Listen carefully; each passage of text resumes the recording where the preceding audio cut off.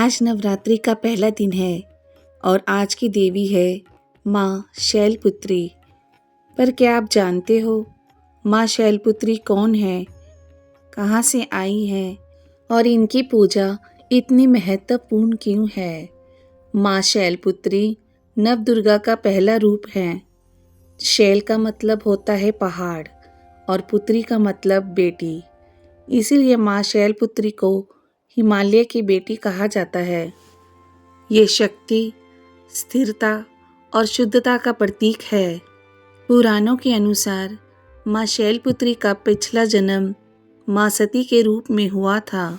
माँ सती ने अपनी मर्जी से भगवान शिव से विवाह किया, लेकिन उनके पिता राजा दक्ष इस विवाह से खुश नहीं थे। एक दिन राजा दक्ष ने एक बड़े यज्ञ का आयोजन किया, पर उन्होंने शिवजी को नहीं बुलाया।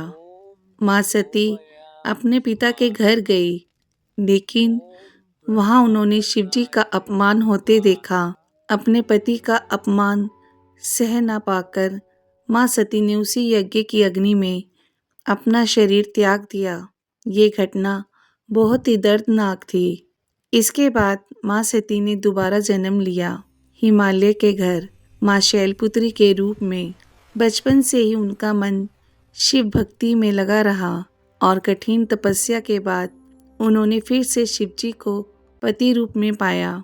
इस तरह माँ शैलपुत्री एक नई शुरुआत और शक्ति का प्रतीक बनी। माँ शैलपुत्री का रूप बहुत ही शांत और दिव्य होता है। ये नंदी पर सवार होती हैं। इनके एक हाथ में त्रिशूल और दूसरे हाथ में कमल होता है। ये हमें जीवन में स्थिरता, हिम्मत और सही राह पर चलने की शक्ति देती हैं। नवरात्रि के पहले दिन माँ शैलपुत्री की पूजा की जाती है।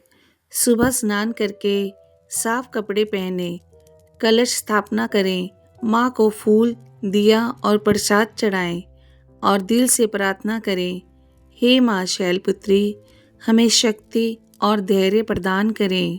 माँ शैलपुत्री हमें सिखाती है कि हर मुश्किल के बाद एक नई शुरुआत होती है।